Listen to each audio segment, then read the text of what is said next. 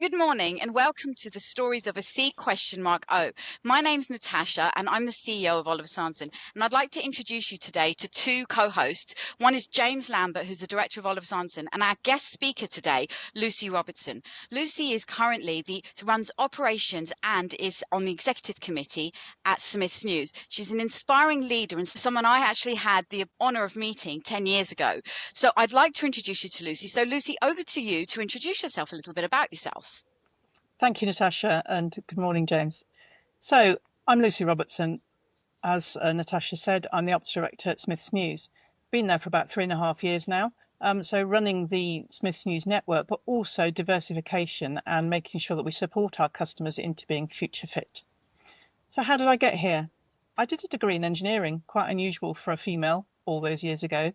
And that moved me towards actually doing production engineering. So the whole degree was around control engineering and production. I didn't end up there.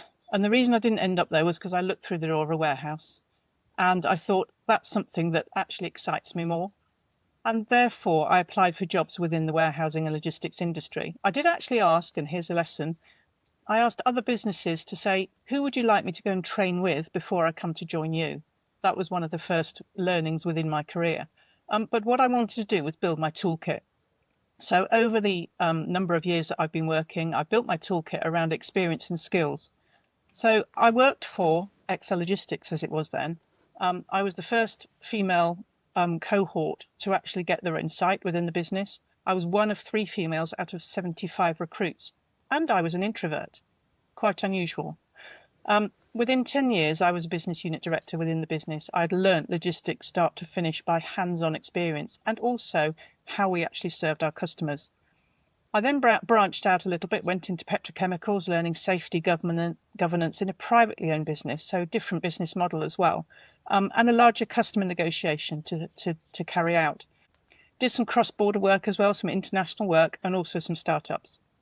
I then realised that actually what I was missing was people engagement. This word engagement was new. It was new in the world of logistics. And so I decided I wanted to go and work for Argos. They had been a previous customer of mine, but I realised that they were really, really good at people engagement and also were going through a huge CI journey, so continuous improvement. So I worked for them for a couple of years as well. At that point, I realised I was missing pace. I was curious. I was wanting to go see how things worked in a different world. And therefore, I moved to Amazon. Amazon picked up that pace, it picked up the curiosity, and it also gave me time to set up new businesses within the UK, based from Luxembourg, and actually look at a different operating model for logistics. So again, building up my toolkit. My ops knowledge by that stage was pretty solid. I then moved to Yodel. Now, that was a different business altogether, very much pushing for cost out, pushing for transformation. And the engagement piece was the bit that was difficult in that environment. So different environment, same skills, but also dealing with shareholders, which is always different because they have a different take. From there, I moved on to McKesson, so new product, pharmaceuticals. I've never worked in that before. Started as a consultant originally and then moved into vice president operations. Lots of different things. I'd never saw the sites. And the reason I didn't see the site was we were right in the middle of COVID. So imagine running a network of 35 different distribution centres that you don't actually see, and quite a few virtual sites using iPads, great use of tech. But through COVID, that was a really tough time. After that, I moved into Smiths News. I'd known Smiths News for a while. Natasha actually introduced me, so thank you very much. And again, it was about being curious and it was about being live in the 37 sites. So one of my claims to fame is actually having visited all 37 sites in the first 2 years. We did actually have cake at 6 o'clock in the morning and balloons, which was fantastic from the team in the Hammersmith site, which was the last one I got to. So I built my toolkit: people, process, customer, finance, growth, tech, transformation. And here I am today. I couldn't do it without my supporters. I've got my supporters around me, some key people who have had faith in me all the way along. My direct family. So my husband and I have also brought up 2 amazing children who are now forging their own careers as well. Built our own house, our own garden, small holding, and also rebuilt a few old Land Rovers in the meantime. So my engineering skills are still coming out, albeit fairly basic. So yes, that's me in a nutshell. Lots of different trials and tribulations along the way. and lots of challenges and also lots to give back. So, Lucy, a really inspiring story and really, really interesting. As a female, just to sort of ask a question around the female side of things, how do you think that people perceived you in a male-orientated industry? It's a really good question, thank you. It was tough, and it started when I was 13. So I was underneath the car working for my dad. He ran a small car repair business when he retired. And the customer came along, and I crawled out from underneath the car and said, "Oh, yes, Mr. Smith, your car is ready." And he went, "It's a girl. I'm not paying." So that was my first experience. Very interesting. And we ended up actually bringing his wife to the workshop and teaching her how to service her car. Things have changed. Things have absolutely changed. When I started university to do my degree in engineering, I didn't have any science A levels. So it's all about trust. We went in on interview. I got talking to them and they said, "Yeah, we absolutely want you here. We can get you to the level that you need to be technically. But we also know that as a leader, you don't just do that specialist subject. So whilst you're interested in engineering, you want to do a degree in engineering, you will end up leading engineers if you're going to progress." So they said, do a degree in engineering and management, really good advice, because you will be in that leadership role later on in life. So that was trust of others, trust of, firstly, the husband to bring his wife to have his vehicle serviced, and secondly, the admissions team at the university who said, yes, actually, this is going to be the future and we need to do it. So absolutely within our team, we've been progressing young achievers. We've actually had 3 out of 4 of the latest achievers within the industry who are newcomers, and they've learned and they've worked from scratch. They were female, they've been challenged, they've been tested, but they will go far because nowadays we can give that level of support. Very good, Lucy. And look, it truly inspiring, kind of going back to do engineering at university and then going into this, as you rightly said, a very male-dominated environment within the logistics world. When you think back, though, your career sounds fascinating, and I'm sure your career didn't go smoothly through transition to transition, one role to another, no setbacks, no resets, nothing like that. So can you just share with us maybe some of the setbacks that you've had in your career, and where you may have had to reset a little bit, and then kind of also, and I know we've talked about this, about the way you brought your whole self to work, because I think that's a really important element of this, which is bringing your whole self to work, which people often don't do. So I know there's probably 3 questions in there, but if you can kind of give us a bit of an overview on that, that'd be great. Yeah, certainly, James. Thank you. I think the key here is you never stop learning. So, and situational leadership, there's books on it, isn't there? You can read the books, but actually you need to be in it to understand it. And what I do now is not what I did 30 years ago. It changes with the environment as well. So you've got personal, you've got work environment, and they're all coming together. And you've got to make sure you've got to get that balance right. I didn't always have it right. I absolutely didn't. So I felt that I had to be a different person at work to the person I was at home. And that makes it doubly difficult because you're always trying to be something else, or you're always feeling like you're not quite achieving. So I think probably one of my biggest learnings was actually just to be me, to be me and to understand that being me is good and I can achieve what I need to do. So if I give an example of when I was working in one of the businesses and I was actually put on a stand to talk to lots of other females coming through the business. And I was a bit nervous about it because, it was lots of people I hadn't met before on a subject that was very, very personal to me. And I explained my career, and then another lady, senior within the business, got up and explained her career. And she'd travelled around the world. Her children had been in lots of different schools. And at the end of it, she said to me, so, what's the difference between us? And I said, well, nothing. We're both at the same level. We've just done it a different way. And under her breath, she turned around and said, I'm really jealous. And the reason she said that was because I have never moved house.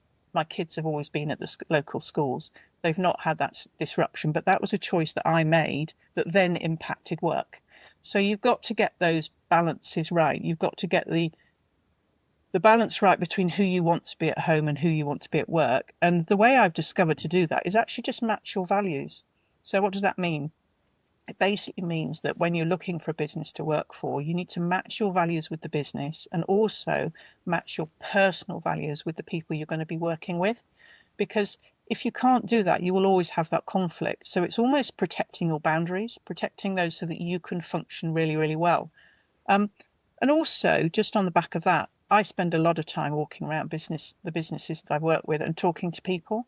So I talk to people and make sure that their values are also matching, or that we're supporting them with their values. Because if you do that, you get a load more out of people. Some of that is my natural curiosity. And one of those, an example of that quite early on was when my boss actually said to me, said, Lucy, I want you to go out selling. And I was like, I don't do sales. I've done a bit of finance. I've done operations. I don't do sales. But actually what he said to me, he said, you're selling to your team all day long. That's what you're doing. All you've got to do now is just go and put yourself in front of a customer. And if you listen to them and ask them the questions that you ask your team, you'll then understand what they need. So I think it was called third generation selling way back in the day.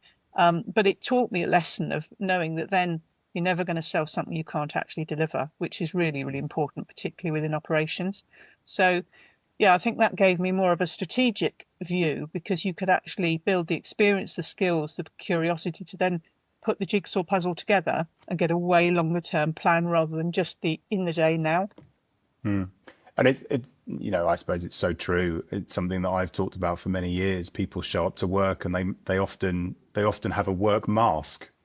And I did it for many years until I truly discovered the best way to be at work is to bring your true self to work and your whole self to work and become a genuine person, because that's what people buy into. And I know, we haven't necessarily discussed this, but I love the fact that you're going out to the business and talking to the business, because that plays a massive role in driving engagement. How do you encourage people to sometimes remove that mask though, or to open up, because it can be quite difficult to get people to open up? Is there anything that you do that's really worked that has an impact?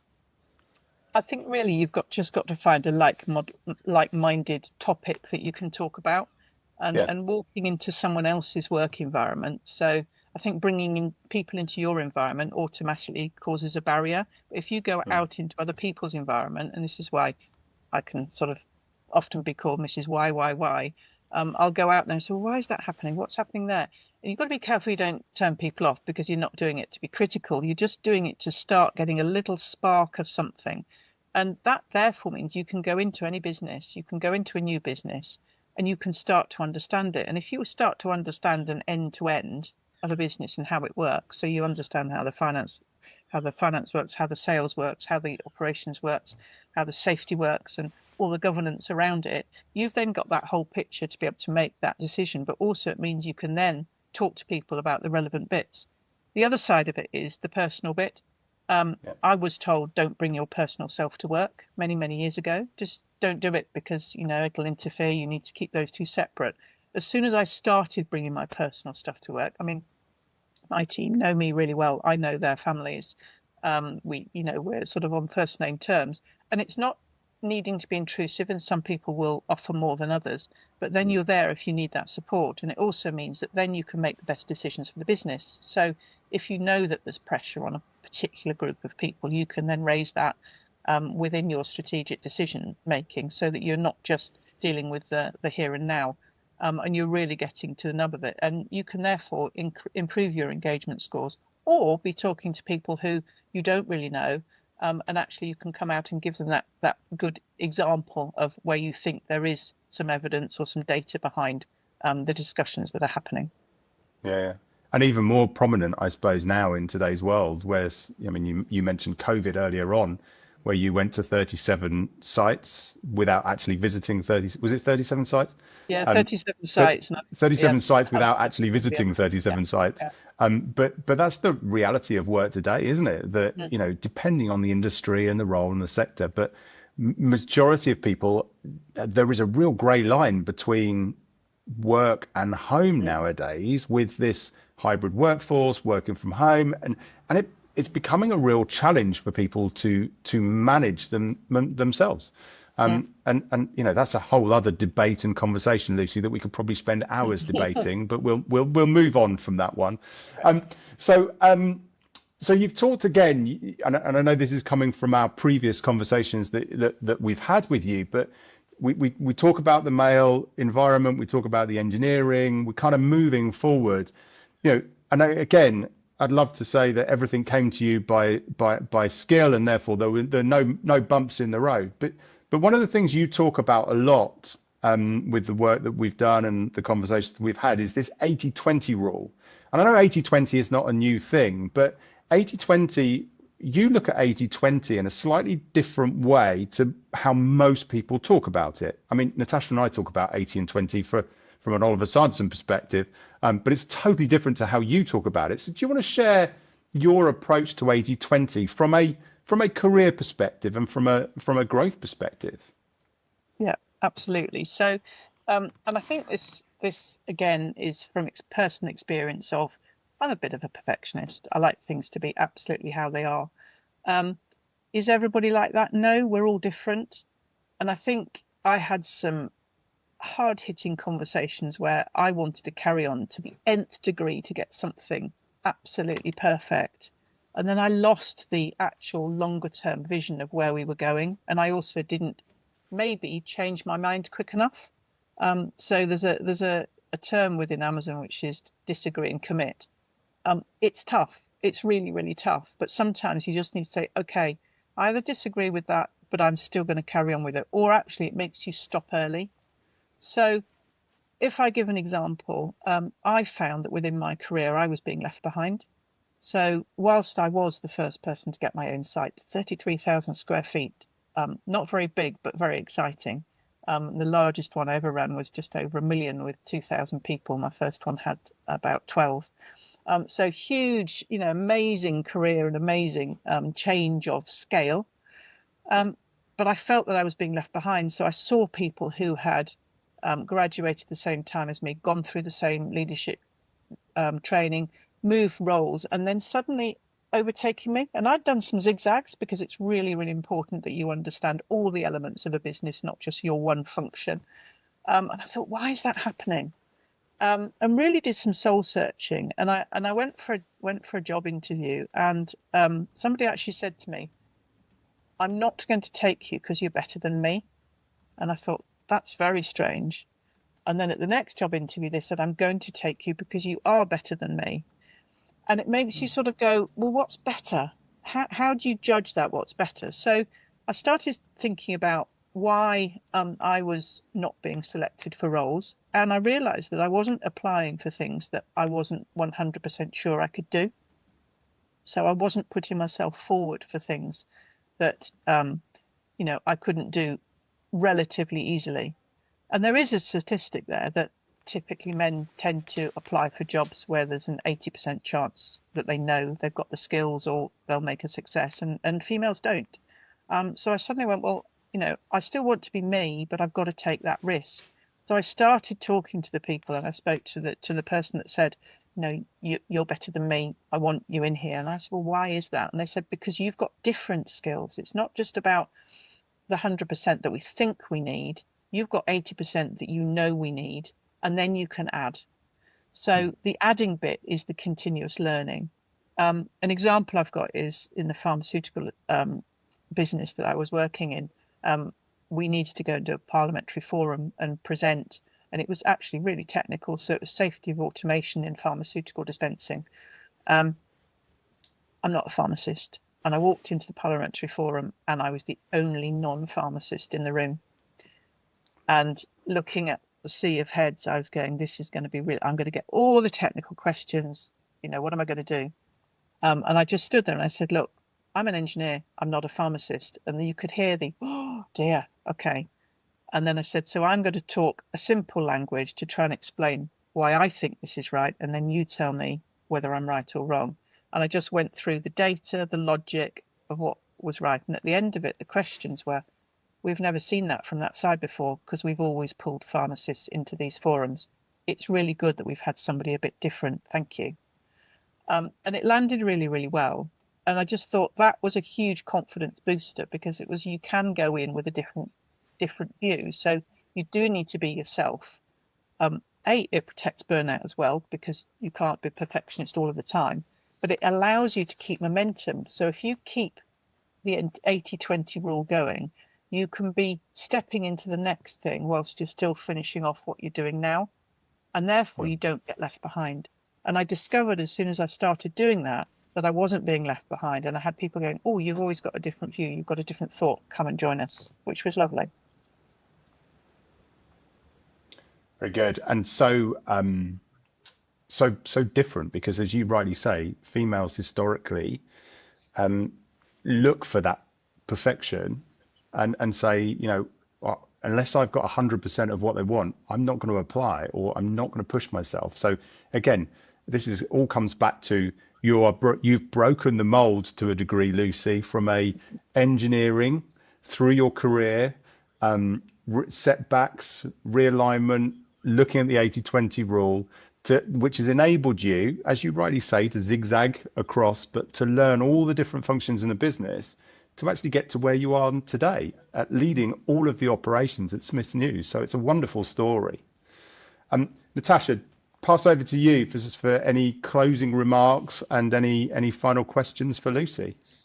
So Lucy, it's been really interesting listening to yourself, and I guess what I think that our audience would like to hear today is: have you got any hints or tips for people perhaps that have self-doubt in wanting to get to this level? Because obviously, when I started my career in logistics recruitment back in 2000, you were one of the only females that's perhaps grown through those ranks, and there are more and more females coming up through the ranks. But it's a tough industry to get into. So any advice for not just females, but anybody from any other backgrounds that perhaps have self-doubt of how they would get there, that you can give them a few hints and tips, that, a bit of advice from your perspective? Absolutely. I hope my list isn't too long for you. So, dare to be you, be the true you. So that's about bringing your whole self to work. And the way that you can do that and be confident is build that toolkit and just don't stop learning.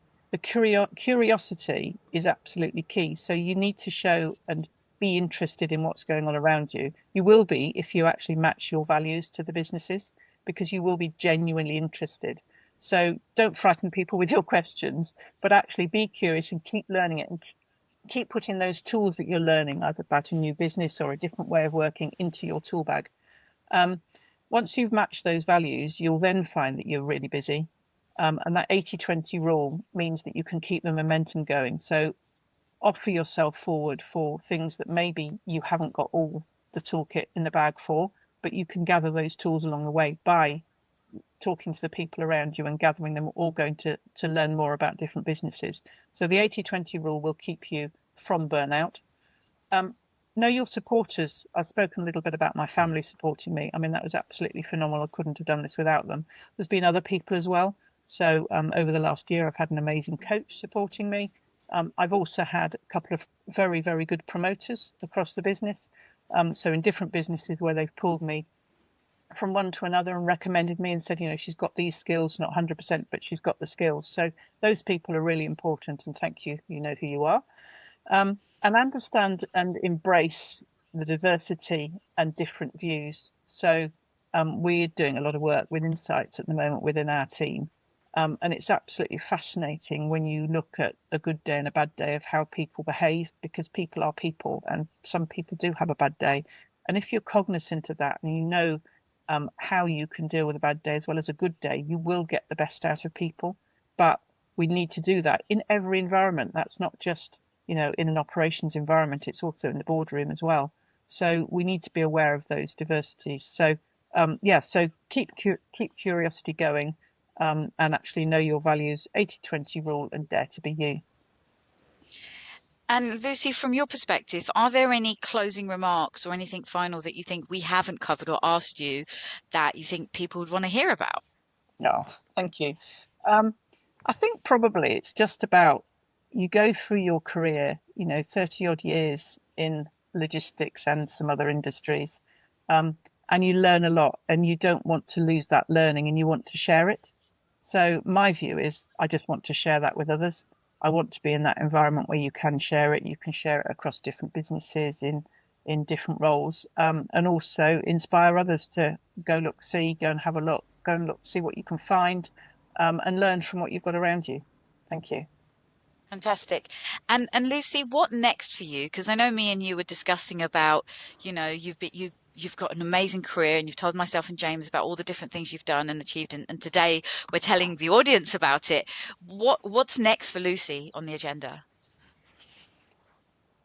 I just want to carry on. So I absolutely am not somebody who's going to sit back and go, well, that's it. I've learned everything. I want to carry on learning. I want to carry on giving. So my view would be that some form of NED role in a business that would like that curiosity, would like the input and the experience that I've got over the last 30 plus years at a senior level. That's absolutely where I want to go next, and continue doing what I'm doing within Smiths News.